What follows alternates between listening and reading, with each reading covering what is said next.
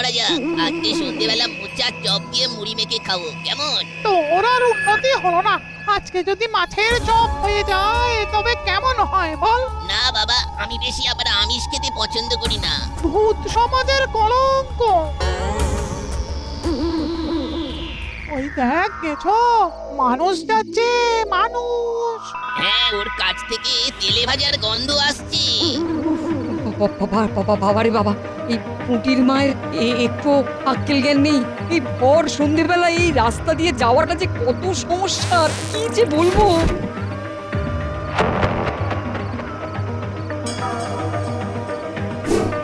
ওরে বাবারে, ওরে বাবারে। এই তোর সাহস তো কম না। এই গোলাবাড়ির পাশ দিয়ে ভর সন্ধেবেলা তেলে ভাজা নিয়ে হাঁটছিস। আমাকে আমার গিন্নি বলেছিল ওগুলো ফেরত দিন। ওরে বাবারে, ওরে ওরে, এই পালাও পালাও।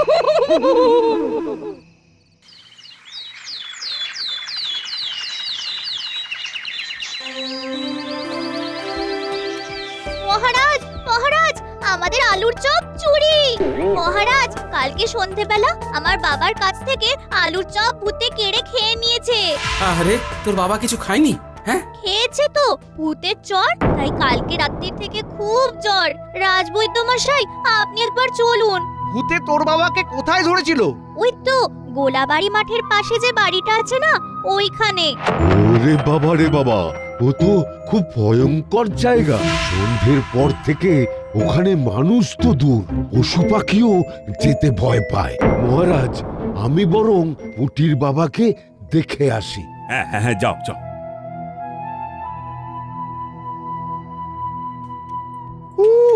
এরকম ভয়ঙ্কর জায়গায় কেউ যায় নাকি? পুটির বাবার কোনো কাণ্ডজ্ঞান নেই।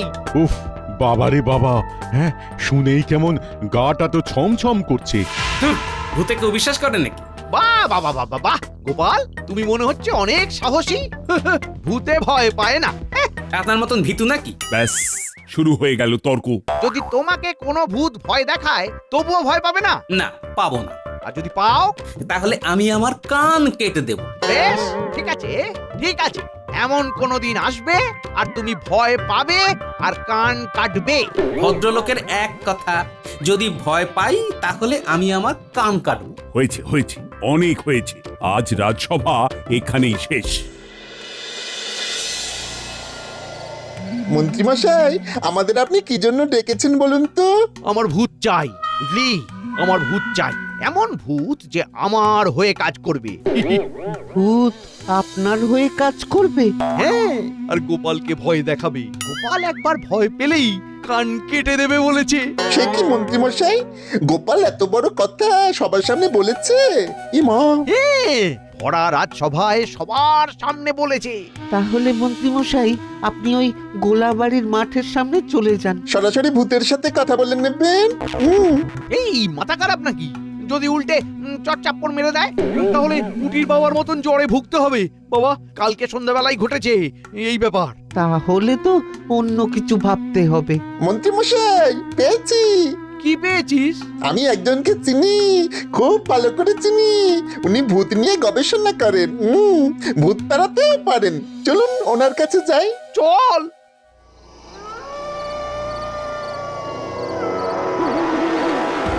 চং টিং টং, ভূতেদের সর্বনাশ।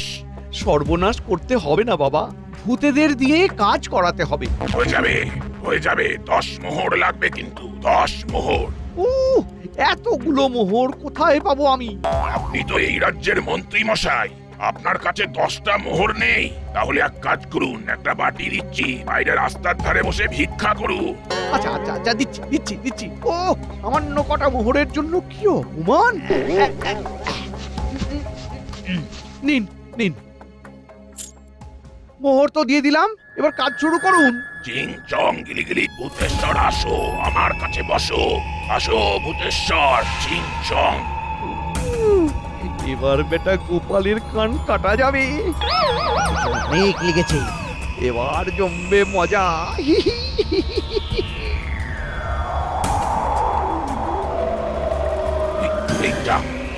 মোমবাতি উঠে গেল। তার মানে ভূত এসেছে। কিন্তু দরজা জানলা তো সব বন্ধ। খুলখুলি দিয়ে এসেছে। এই চুপ চুপ, চিংকিরি কিংকিরি ঝকমক, ভূত সত্তা গগনম ঝকমক। ওরে বাবা রে, ওরে বাবা, পড়ে গেলাম রে। এই কি হলো, কি হলো? আরে ও আলো জাল, এই বটা ঘটা আলো জাল, আরে আলোটা জাল। জ্বলছে না তো মন্ত্রী মশাই, জ্বালাতে গেলেই নিভে যাচ্ছে। যা যা যা যা যা যা যা যা যা, চলে যা চলে যা। হবে না মন্ত্রী মশাই, হবে না। কি হবে না? ভূতকে ধরা যাবে না, এ ভূত ধরা যাবে না। চাপ বাবা, এই তো বড় মুখ করে বললেন যে এই মোহর ফেরত দিন। হ্যাঁ, না না না না না, এই কাজে মূল্য ফেরত হয় না। ফেরত নিলে আপনার বাড়িতে ভূতের উপদ্রব শুরু হবে। অকারণে আমার কতগুলো মোহর জলাঞ্জলি গেল। চল বটা ঘটা চল। তাহলে এবার কি করবেন মন্ত্রী মশাই? আসল ভূত পাওয়া যায়নি তো কি হয়েছে, এবার নকল ভূত দিয়ে কাজ হবে। আজকে মাঝরাতে গোপালকে মজা দেখাবো।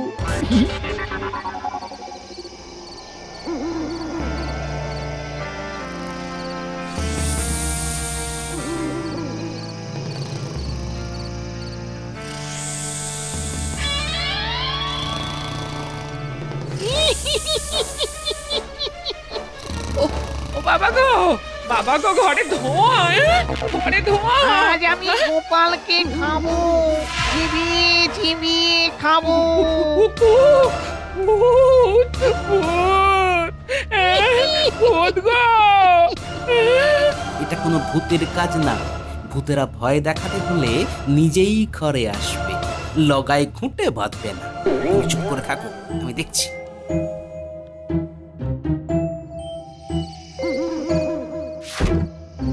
ওরে বাবারে, মরে গেলাম গো। ও ও ও ও এ কি মন্ত্রী মশাই, আপনি? আমাকে ভয় দেখানোর জন্য নিজেই চেষ্টা করছেন? ইয়ে না মানে ইয়ে। আর হ্যাঁ মানে না মানে করে লাভ নেই মন্ত্রী মশাই। আপনি ধরা পড়ে গেছেন। খুব ব্যথা গো, খুব ব্যথা। আমার সর্বনাশ করতে এলে না, এবার আপনার সারা শরীরে ব্যথা ধরিয়ে দেবো। হ্যাঁ, জান এক্ষুনি জান। ওরে বাবা রে বাবা, গোপাল বেটা কি শিয়ানা রে বাবা, আমার কাজটা যে ধপ করে ধরে ফেললো রে। ফের যদি এসব করতে দেখেছি, একেবারে বেঁধে রেখে দেবো। পড়ে গেলাম গো। ও মা, মা, আমি তোমার মা নই, বউ, বউ গো। ও গো, ও কি যন্ত্রণা গো। ও এসব নকল ভূতে গোপাল ভয় পাওয়ার লোক নয়। অত হাতি ঘোড়ায় সামলে দিল, আর তুমি ভাবছো একটা বাঁশের ঘুঁটে বেঁধে ভয় দেখাবে? না না, এর আমি প্রতিশোধ তুলবই। তুমি মালিশ চালিয়ে যাও।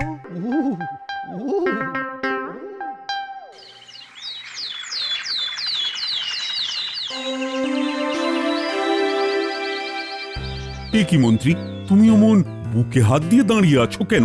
বুকে খুব ব্যথা। ওই তো পাটকাঠির মতন চেহারা, তাতে আমার ব্যথা? হ্যাঁ, ওই রোজ সকালে আমার মতন ওই মুগুর ভাজবেন, বুঝলেন? দেখবেন সব ব্যথা চলে গেছে। হ্যাঁ, ব্যথাটা কি কারণে সেটা জিজ্ঞেস করুন মহারাজ। মন্ত্রী, কি কারণে ব্যথা?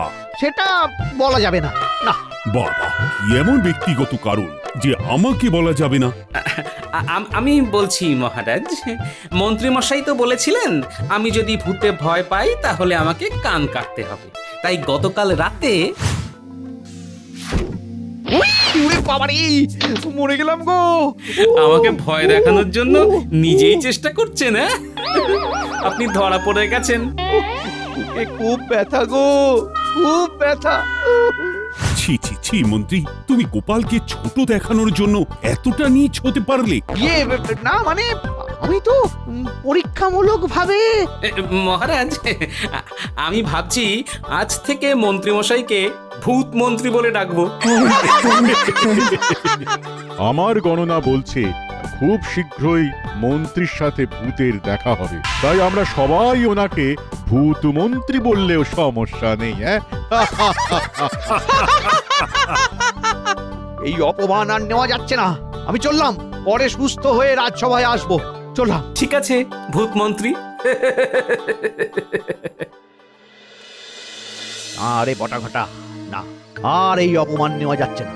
গোপালকে যতক্ষণ না জব্দ করতে পারছি ততক্ষণ আমার মাথার আগুন নিভবে না, কিছুতেই না। আপনি এক কাজ করুন মন্ত্রীমশাই, বুকে সাহস নিয়ে সোজা ভূতেদের কাছে চলে যান। কোথায় থাকে তারা? ওই গোলাবাড়ির মাঠের কাছে একটা বড় বাড়িতে ওদের বাস। একজন মেছো আর একজন গেছো। আচ্ছা, আপনি এক হাতে মাছ আর এক হাতে সবজি নিয়ে চলে যাবেন। তাহলেই ওরা কবজি ডুবিয়ে খাবে আর আমার কথা শুনে কাজ করবে, তাই তো? হ্যাঁ, একদম তাই। তাহলে আজকে রাতেই যাব। জেলেপাড়া থেকে এক্ষুনি মাছ আর বউয়ের হাতের রান্না করা সবজি নিয়ে যাব। হ্যাঁ।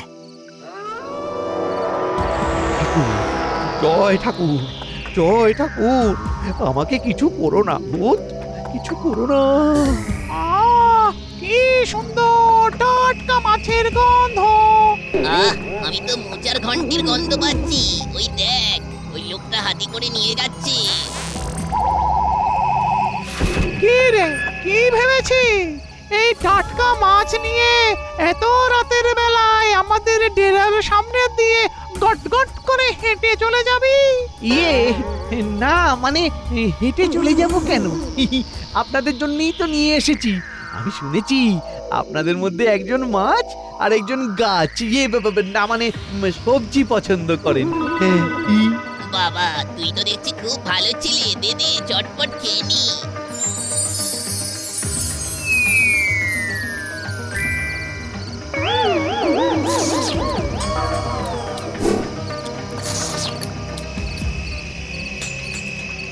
আহা, কি স্বাদ! লেজা, পুরো সব দারুণ দারুণ। মোচার ঘন্টটা খেয়ে মুখটা একেবারে জুড়িয়েই গেল। এরকম যদি রোজ রোজ খাওয়া যেত তাহলে বেশ ভালো হতো। রোজই পেতে পারেন, শুধু আমার হয়ে একটা ছোট্ট কাজ করতে হবে। আরে লজ্জা না পেয়ে মুখ ফুটে বল না, কি কাজ করতে হবে? আমাদের রাজসভার গোপাল, ওকে ওকে চরম ভয় দেখাতে হবে, যাতে ভয় পেয়ে ইয়ে চলে আসে, মানে জ্বর।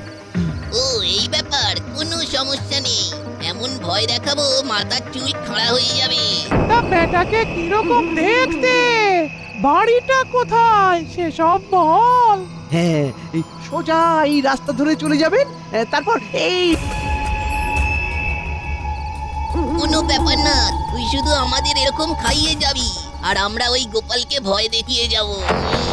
তাহলে আর দেরি কেন, এক্ষুনি যান। হ্যাঁ হ্যাঁ, এই চল গেছো।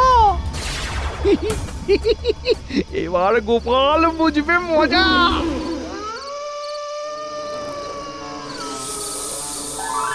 এই এবার তাহলে শুরু কর, ব্যাটার গায়ে জল ঢেলে দে। হ্যাঁ, ঠিক বলেছি।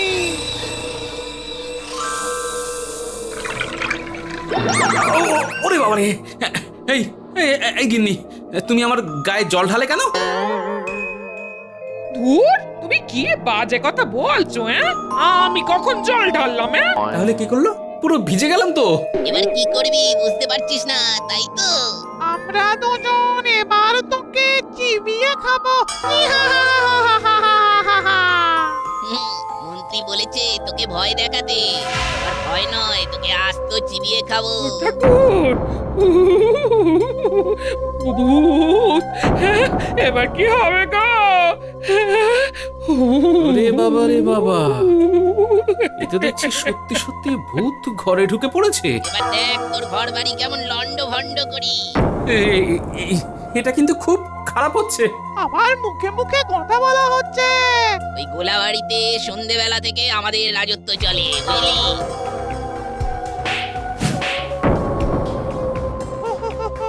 বাবা, লড়াই করে তুই আমাদের সাথে পারবি না। ভূতকে জব্দ করতে পারে একমাত্র ভগবান। দাঁড়া, দেখাচ্ছি মজা।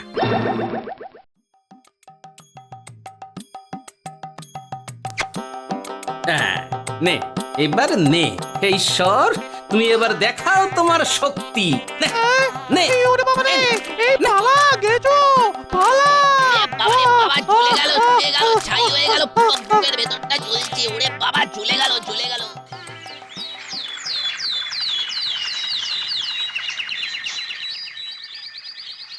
না বাবা, আমি আর এই বাড়িতে থাকবো না। হ্যাঁ, রাত দুপুরে ভূতের উপদ্রব। হ্যাঁ, কি গিন্নি, তুমি কি সত্যি সত্যি বাড়ি ছেড়ে চলে যাবে নাকি? না গিয়ে আর উপায় আছে নাকি? তুমি হয় কৃষ্ণনগর থেকে ভূত তাড়াও, না হলে আমি তোমার বাড়ি ছেড়ে চলে যাব। হ্যাঁ, আরে ভূত তো আমাদের বাড়িতে থাকে না, আমি কি করে তাড়াবো? তোমার এত বড় পেট ভর্তি বুদ্ধি, দেখো কি করে তাড়াবে। হ্যাঁ? ঠিক আছে, আমি রাজসভায় যাচ্ছি। তোমার যদি ভয় লাগে তো আজকের দিনটা একটু ওই পুঁটিদের বাড়িতে কাটিয়ে এসো। বেশ। কি গোপাল, ওরকম থ হয়ে বসে আছো কেন? বাড়িতে ভূতের উপদ্রব শুরু হয়েছে মহারাজ, আর তো থাকা যাচ্ছে না। এ কি গোপাল, এবার কি সত্যি ভূতের উপদ্রব? হ্যাঁ মহারাজ। এবার নিশ্চয়ই তুমি ভয় পেয়েছো। না না, আমি ভূতকে ভাগিয়েছি মহারাজ, এবার কৃষ্ণনগর থেকে ভাগাবো। বাবা বাবা, তোমার এত ক্ষমতা! আমার না, লোকজনের। মহারাজ, আপনি কয়েকজন প্রহরীকে আমার সাথে দিন, আমি ভূতেদের সমূলে তাড়াবো। বেশ বেশ, তাহলে তো ভালোই হয়, রাজ্যের লোকজন সমস্যায় পড়ছে। গোপাল, আমিও তোমার সাথে আছি। আমিও আছি। বেশ, তাহলে চলুন আমার সাথে, কোদাল শাবল সব নিয়ে চলুন।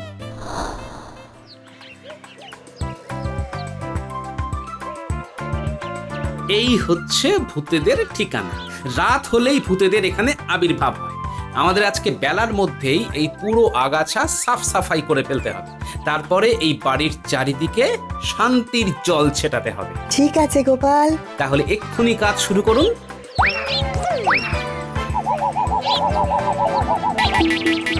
ধন্যবাদ আপনাদের সবাইকে, এত বড় উপকার করলেন।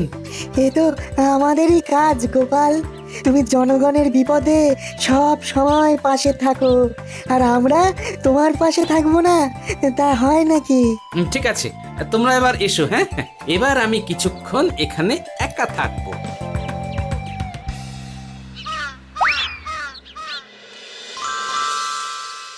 আরে আরে, এটা তো আমাদেরই জায়গা ছিল, এত পরিষ্কার হয়ে গেল কি করে?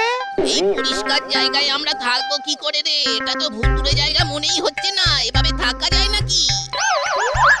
আর তো থাকা চলবে না, এবার এই ঘরে পুজো পাঠ হবে। এটা কিন্তু খুব খারাপ হচ্ছে। এবার সারা বাড়িতে ঈশ্বরের শান্তির জল ছিটিয়ে দেব। তোমাদের প্রবেশ নিষেধ। না না না না না না, ওরে বাবারে বাবা, জ্বলে গেল। ও মাগো, সব হয়েছে ওই বেটা মন্ত্রীর কথা শুনে। যাও বা কদিন এই পোড়ো বাড়িতে থাকছিলাম, সেটাও গেল। যা, এবার যেখান থেকে এসেছিলি সেখানে ফিরে যা, নইলে পালা পালা পালা। আপনারা কি করছেন? আরে আরে, আমার ঘরে ভাঙচুর করছেন কেন? আরে কি আশ্চর্য! কি তুই আর লোক পেলি না? বেটা গোপাল আমাদের ঘর সাফ করে শান্তির জল সর্ষে ছড়িয়ে দখল করে নিল। ও দূর, সামান্য মাছের লোভে আমাদের সর্বনাশ হয়ে গেল। ভাগ ভাগ ভাগ, মন্ত্রী সব কিছু ভাগ। হায় হায় হায়! আরে নিজের সর্বনাশ নিজেই থেকে আনলাম। হায় হায় হায়!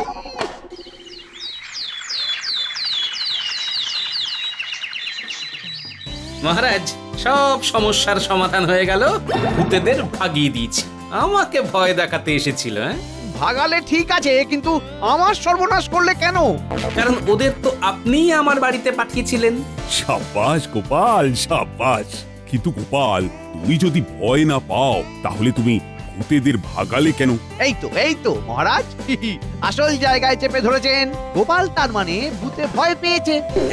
হ্যাঁ, না মানে ওসব মানে করে লাভ নেই। না, তোমাকে এক্ষুনি কান কাটতে হবে।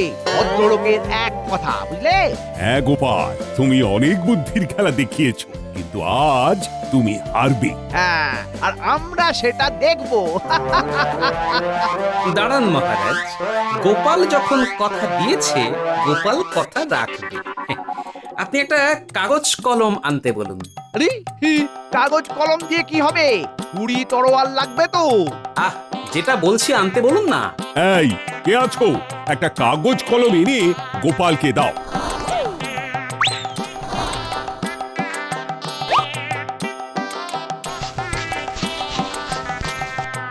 এই দেখুন সবাই, আমি এখানে কি লিখলাম? আমার কান। হ্যাঁ, এবার এই কলম দিয়ে এটা কেটে দিলাম।